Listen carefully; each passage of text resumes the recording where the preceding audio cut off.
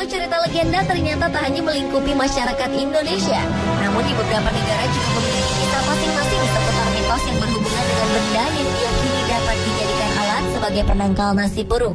Beberapa di antaranya masih dipercaya dan digunakan oleh sebagian masyarakat. Dan berikut on the spot lab rangkumnya dalam 7 mitos benda penangkal nasib buruk.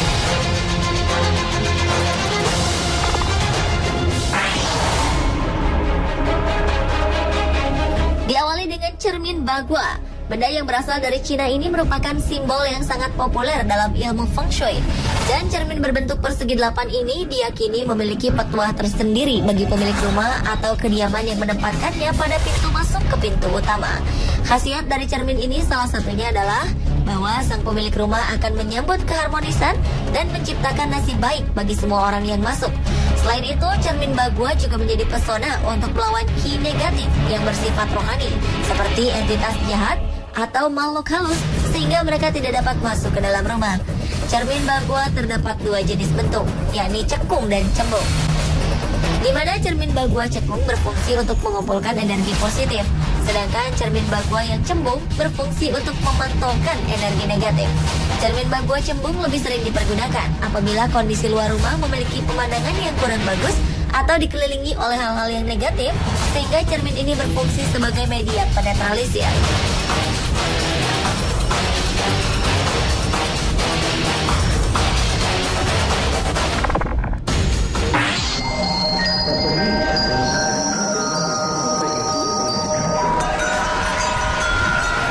Benda selanjutnya adalah wind chimes atau lonceng angin. Selain menghasilkan suara yang indah, wind chimes juga dipercaya dapat menjadi salah satu alat untuk menakut-nakuti roh-roh jahat. Lonceng angin modern memiliki asal-usul dari lonceng angin di India yang kemudian diperkenalkan ke Cina, di mana benda ini akhirnya juga digunakan untuk melindungi rumah. Dan lonceng angin juga dipercaya menjadi salah satu cara pengobatan terbaik untuk membuyarkan energi negatif yang berbahaya yang disebabkan oleh pengaruh buruk yang keluar masuk ke ruangan, membawa bencana, kemalangan, dan kecelakaan dimanapun mereka tinggal sementara. Namun lonceng angin kaca di Jepang yang lebih dikenal sebagai furin diyakini masyarakatnya dapat membawa keberuntungan bagi pemiliknya. Lonceng angin biasanya berupa lempengan-lempengan logam tipis atau keramik yang bila tertiup oleh angin akan menciptakan suara yang merdu karena lempengan itu saling mengenai satu sama lain.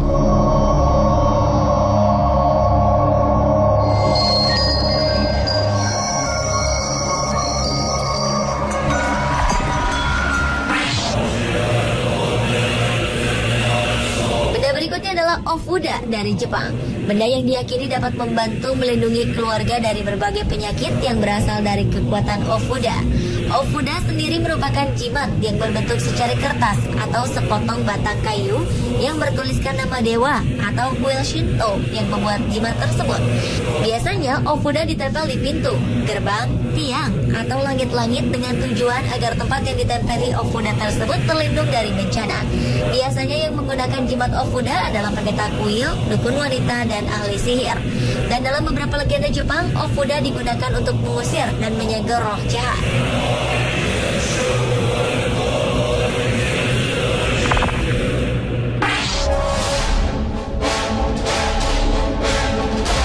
Berlanjut ke mitos benda selanjutnya, mezuzah.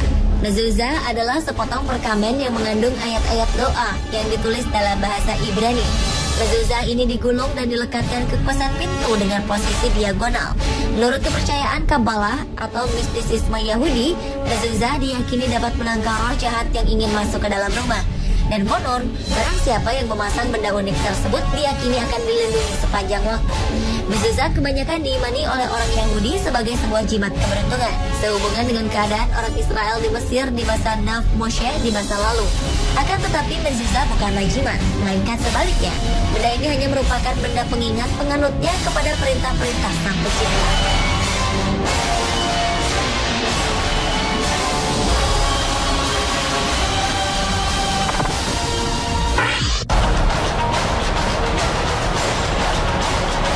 Berikutnya adalah terdapat pada nazar atau tanda mata. Benda unik ini juga dikenal sebagai batu mata jahat atau sebuah jimat. Bagi masyarakat Yunani atau Turki, biasanya benda ini digunakan untuk penangkal dari kejahatan mata yang dapat menyebabkan cedera atau nasib buruk bagi seseorang yang menjadi targetnya karena alasan iri atau tidak suka.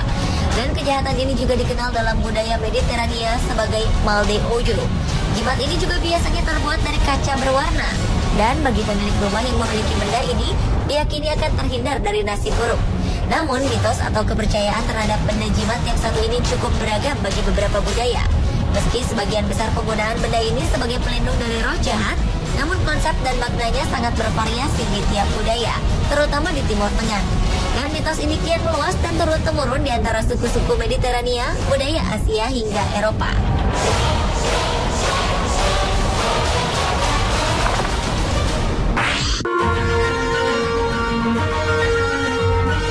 Selanjutnya adalah pintu dewa.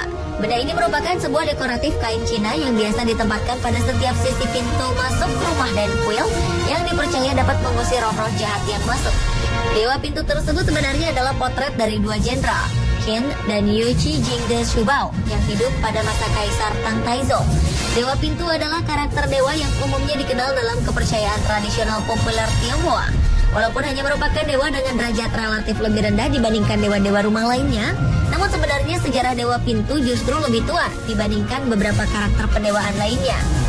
Legenda mengenai dewa pintu yang lebih akurat adalah di zaman dinasti Shang, di mana dewa pintu berawal dari kepercayaan tradisional di Tiongkok sebelum munculnya agama. Raja-raja dinasti Shang menjadikan pintu sebagai satu objek dari 5 objek penghormatan pada masa itu. Dan kepercayaan tradisional Tionghoa menganggap bahwa setiap benda mempunyai rohnya sendiri-sendiri. Dewa pintu lebih jauh merupakan bentuk penghormatan keempat, yaitu penghormatan pada benda-benda yang dipilih karena merupakan bagian dari rumah tempat tinggal yang sangat penting, dan simbol perlindungan terhadap ancaman dari luar dan dilewati setiap hari. Serta pintu yang nyata dianggap hanya melindungi dari makhluk yang nyata, namun untuk melindungi dari makhluk halus, maka pintu haluslah yang mengambil peranan ini.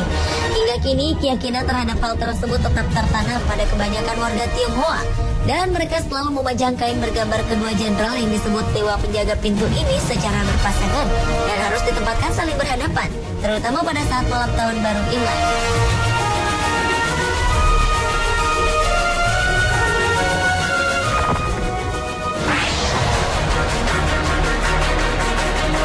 Mitos benda penangkal nasib buruk yang terakhir adalah Hamsa. Hamsa atau tangan Fatima atau Hand of Fatima adalah sebuah jimat yang berbentuk telapak dengan simbol mata di tengah. Dalam bahasa Arab dan budaya Berber, benda ini diyakini untuk mengusir mata jahat, tatapan berbahaya yang dapat menyebabkan penyakit, kematian, atau nasib buruk. Sedangkan makna lain menyebutkan bahwa simbol ini digambarkan seperti hari kelima dalam seminggu, yaitu hari Kamis yang dianggap sebagai hari baik untuk ritual sihir dan ziarah ke makam orang suci yang dihormati untuk melawan efek dari mata setan. Dan benda yang digambarkan dengan 5 jari dengan sebuah mata di tengahnya ini biasanya digunakan sebagai jimat yang tergantung di pintu atau dinding. Namun seiring berjalannya waktu, benda unik bertuah ini sebagian besar telah menjadi daya tarik yang populer di dunia fashion yang dapat digunakan sebagai hiasan kalung.